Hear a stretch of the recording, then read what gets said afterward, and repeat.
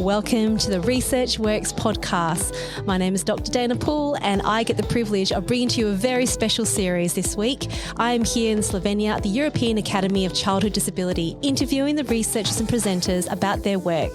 This is very exciting and I can't wait for you to delve into this whole research conference series.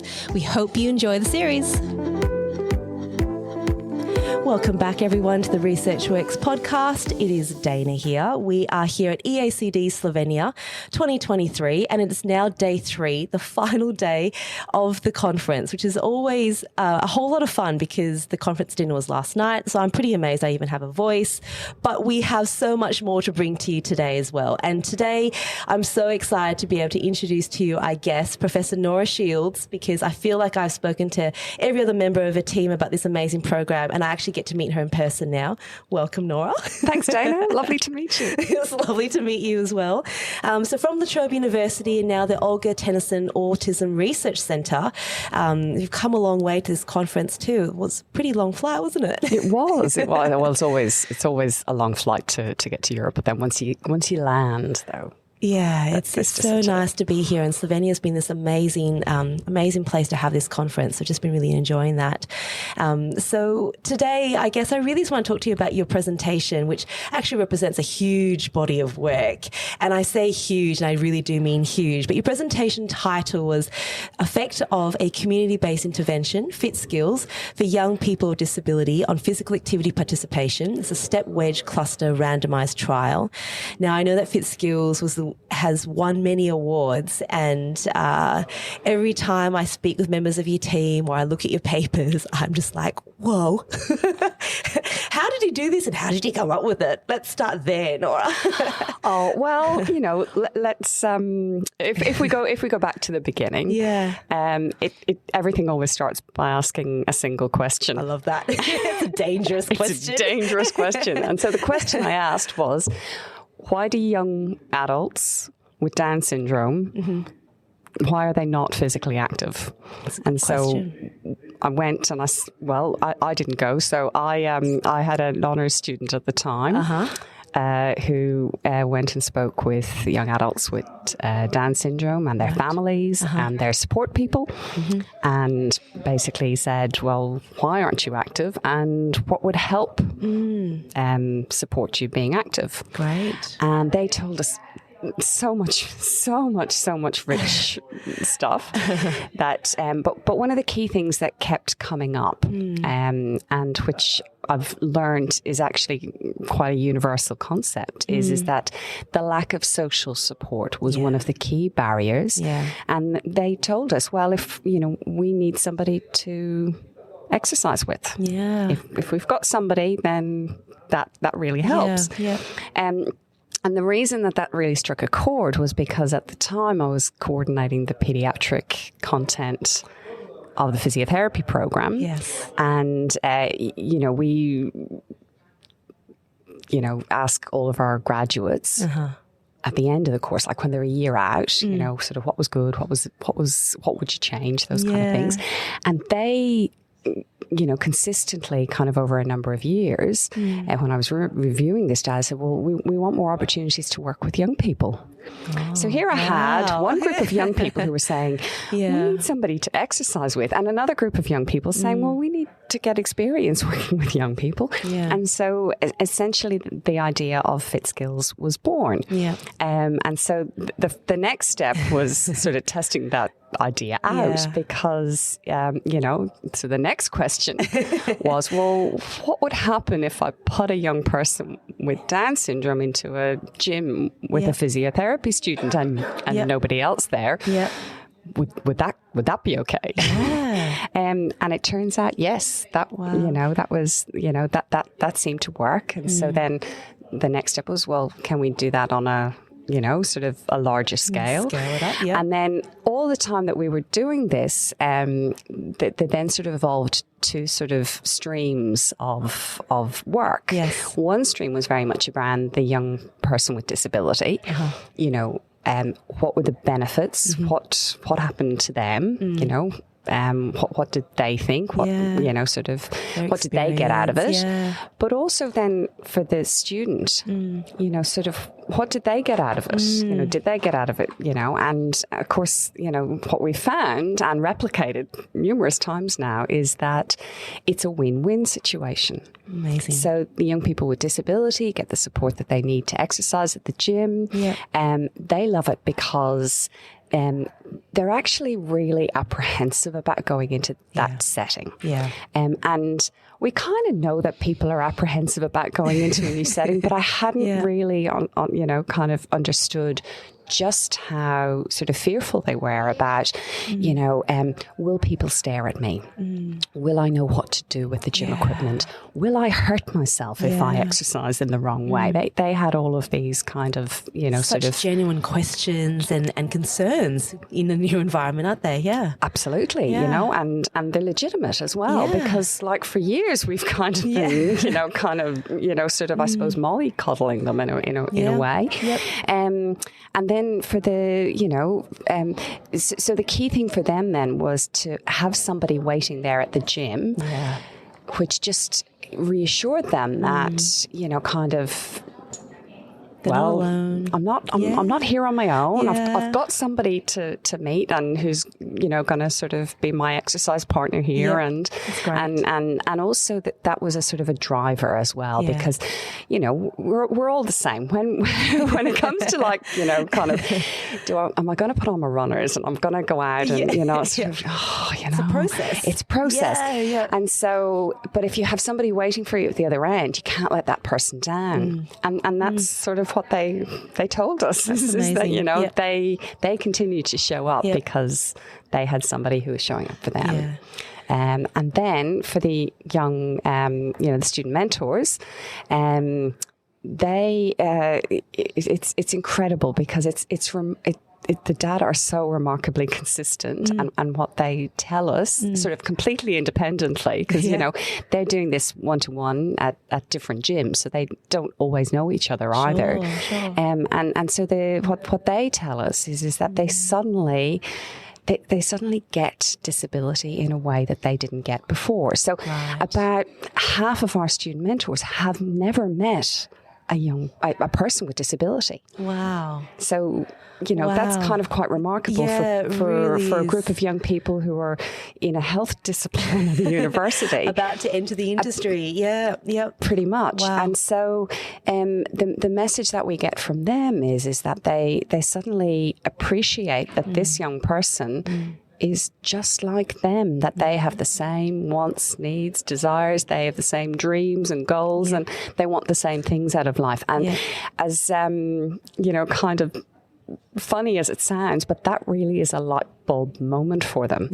And I think for creating a health workforce, that's incredibly important. 1 in 5 people have a disability.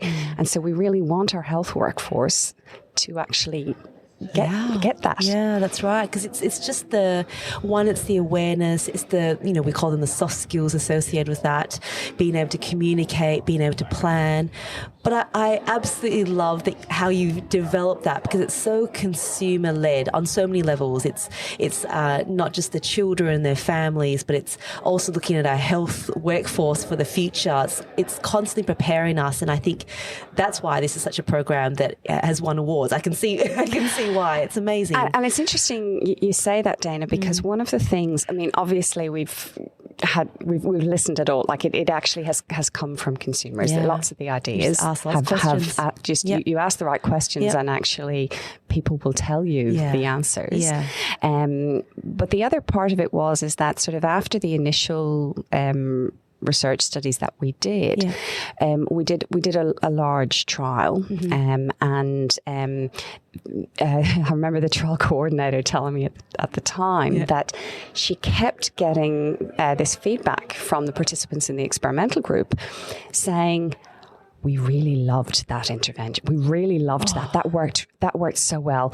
Brilliant. We want to do it again. Can we do it again? Brilliant. And she really, she kept saying, Nora, you need to do something about this. You can't let you can't just ignore this because, this sort of feedback was overwhelming, really, and was very consistent. And so that sort of led us to sort of ask the next question. The next question was as well, can it be established as a fee-for-service program, like nominally? So, using a sort of a not-for-profit model. And this was pre-NDIS. Okay. So, kind of would people sort of pay to do something like this? And the answer is yes. Wow. Yes, they would. Wow. And at that point, the other thing that, that the research up to that point had involved young people with Down syndrome. But at that point, we said, well, we reckon this might work for other young people with disability. Yeah. Should we kind of open it up and see what happens? So we did. You did, yeah. And yes, so in the next kind of iteration, yes, we still had this group of young people with Down syndrome, but young people with cerebral palsy started coming into the mix, and then young people on the autism spectrum. So, we've kind of naturally, this whole sort of diverse group of young people who all identify as having a disability are drawn to the idea. And the thing that kind of gets them in, and they've told us this, the thing that kind of gets them over the line, because, for many of them, they've been told for years, you need to exercise, you need to be physically active. And, and again, they've told us, sort of my pediatrician has been telling me for years that I need to exercise. But the thing that gets them over the line is the mentor, is that social support, is having that person waiting for them at the gym, so that they're not doing it on their own, so that they have the support that they need, and that support can take many guises. It can simply be the presence of another person, but sometimes it's that they need that person to kind of keep them on task, to keep them focused, or to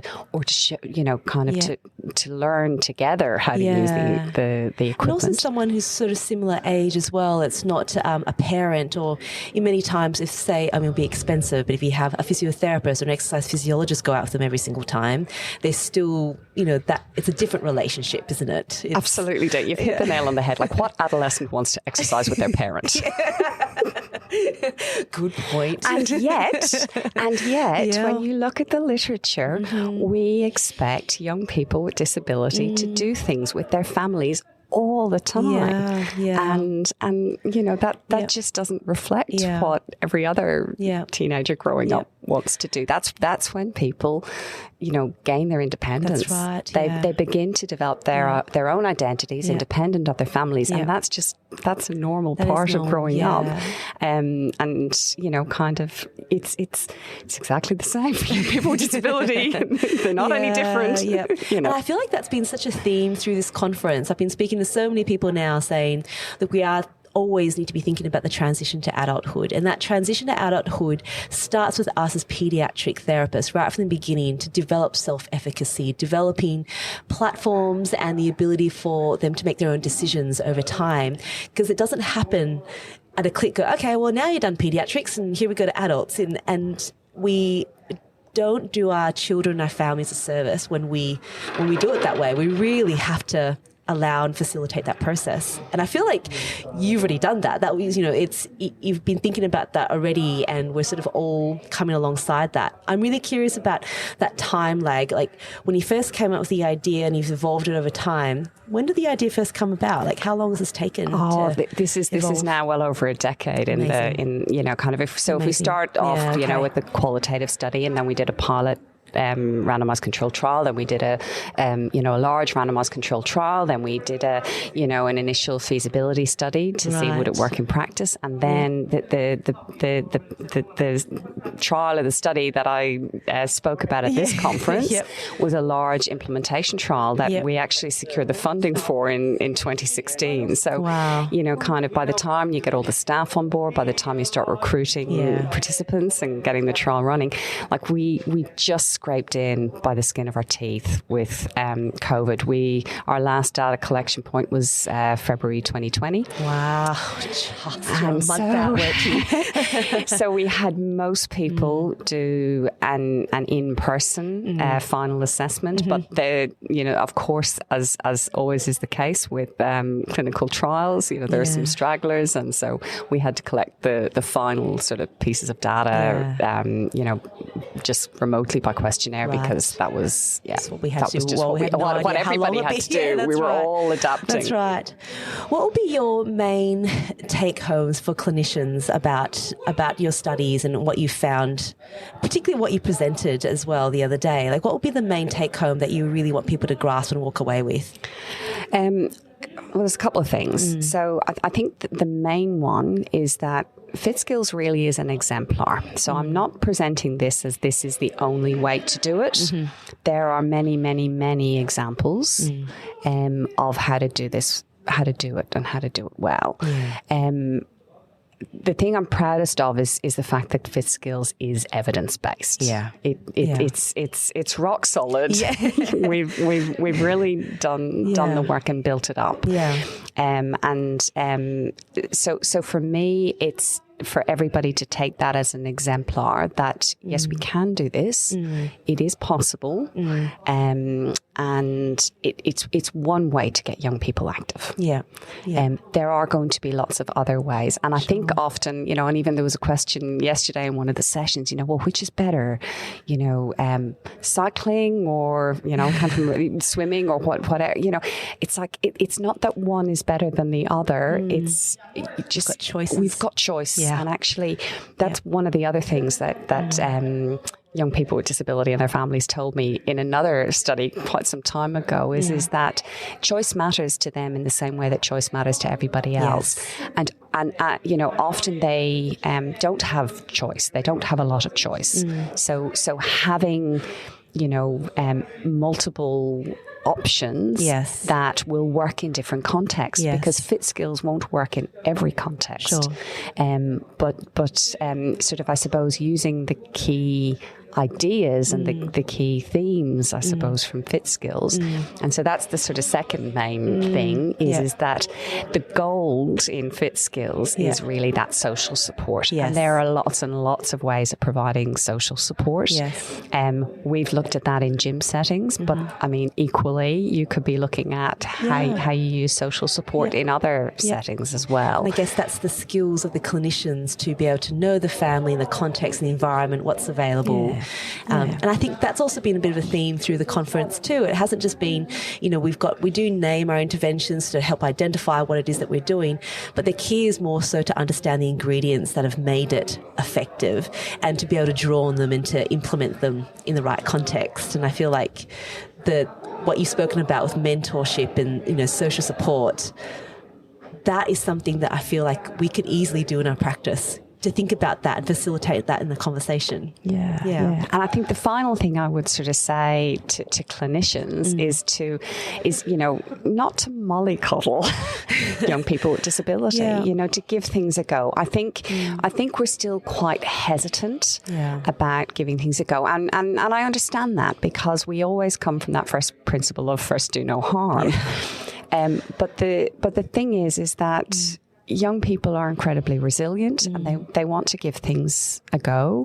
And there is dignity in allowing young people the opportunity to experience risk as well. And, we many clinicians become very risk averse, and actually that doesn't do that really doesn't help facilitate. And so one of the other posters that we have at the conference is really about that. Is about the fact that we've looked at, particularly for those young people with more complex disability.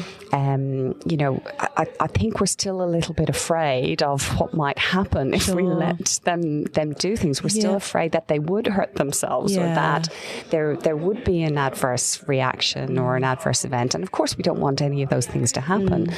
But we also need to think about the question of what would happen if they don't exercise? Yeah. What's the risk of them not exercising? That's right. Yep. And then by asking that question, that then sort of leads us to really think about, okay, how can we do this? Yeah. What do we need to do? Yeah. What are the steps we can take to actually do this in a way that everybody benefits?